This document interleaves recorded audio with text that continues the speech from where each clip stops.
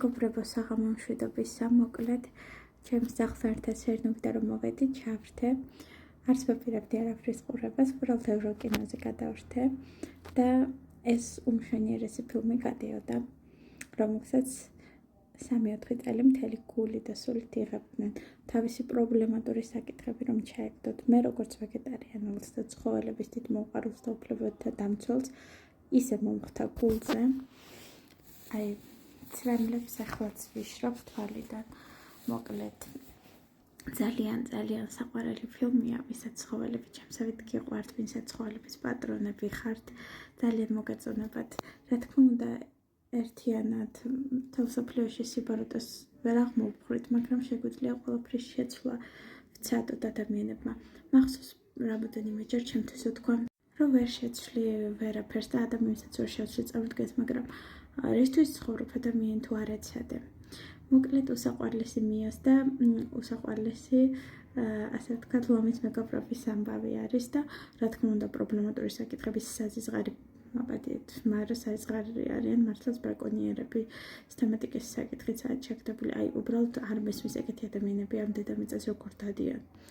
ხო, მოკლედ ჩემი აზრით ყველა ცხოველი იმსახურებს თავის უფლებების დაცვას. ეგ კი არა, ეს ლომის კარგად იქცევა და ჩემი ჯგარი იქცევა. კარგად გებიძებით, ჩემიც უკა. ხო და ასე ყველას უფლებს უნდა მოვუფრთხილდეთ, ის ჩვენი ოჯახის წევრები არიან. მაგალითად ერთხელ იყო ვიღაცა მოსული სუფრაზე და აშარდა, როგორ გიყვართო ჩვენზე მეტად ძაღლიო. ისე კარგად მოახსენებდი. თქვენზე მეტად ძალიან მიყვართ, მაგრამ თავი შევიკა. უბრალოდ ხალხს არ ესმის. რაც არ უყვარს, არ ესმის. რისი ემპათიის უნარიც არ გააჩნია, ვერასოდეს ვერ გაიგებს ამას. და ჩვენ უნდა ვცადოთ მაინც მაინც გავაღვივოთ ეს ემპათია თუნდაც, ეს თანადგომა, უფლებათა დაცვა. მთელი ცხოვრება გული მეტანჯება ხოლმე ცხოველებზე და ფრინველებზე. თევზებზეც თუნდაც. ბავშვობაში მახსოვს თევზი მომიყვანეს და რამოდენიმე თევზი მომიყვანეს და მახსოვს როგორ ამოტრიალდა ერთი ლამის თითქოს იხჩებოდა აპარატურა არ მოიტანეს ჩასადგამი, მაშინ მე პატარა ვიყავი და საიდან ვიცოდი და მე წავიყვანე და გავუშვი ეს თევზები ისევ ზღვაში და მახსოვს როგორ იცინოდა ხალხი, მე რომ ამ თევზის ამოტრიალებაზე ვტიროდი. აი უბრალოდ ბავშვისთვის დანახული თქვენს ხმიან არა ადამიანობა, რაც არ უნდა არსებობდეს ჩემი აზრით.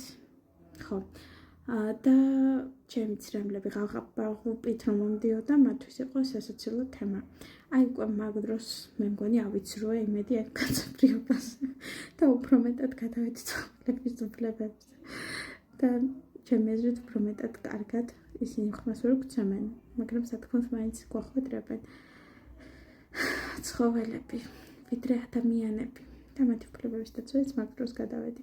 კაცობრიობაზე მაინც არ ჩავიქნიოთ ბოლომდე ხალხმა ხელი როდეს მიესნაირი და ადამიანები არსებობენ მისნაირი და მისი ოჯახისნაირი.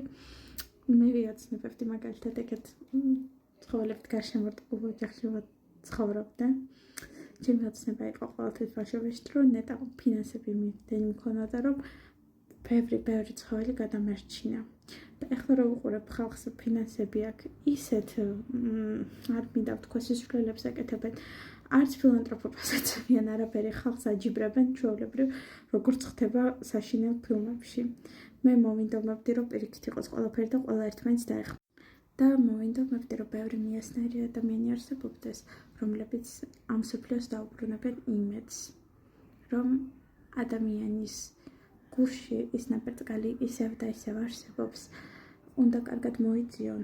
თუნდაც ის ადამიანები მე რო გამომივარდებიან და მეჩხუბებიან, რომ გაადრიაგიდან შეიძლება თორემ რაც მიწავ, თორემ მე გამოვიძახებ პოლიციაში, შენ კი არა. მაგრამ მაგდასაც ვერ ხვდებიან. თავიანთი ასე ვთქვათ ლექსიკით საკუთარ თავს რო აყენებენ შეურაცხყოფას, მაგდასაც ვერ აცნობიერებენ. ძალიან დიდი ხანი გულზე მხვდებოდა, წინა წელსაც კი გულზე მხვდებოდა, მაგრამ ახლა ვცდილობ, რომ უბრალოდ არ მივაქციო ყურადღება. თქოს არც გამიკლეთ, გისურვებთ, რომ თქვენს გულში მხოლოდ სიკეთე არსებობდეს და დავეხმაროთ როგორც ცხოველებს, ისე ფრინველებს, ისე ადამიანები ერთმანეთს. და ვუყურეთ ესეც საყვარელ ფილმებს, განტვირთვისთვის.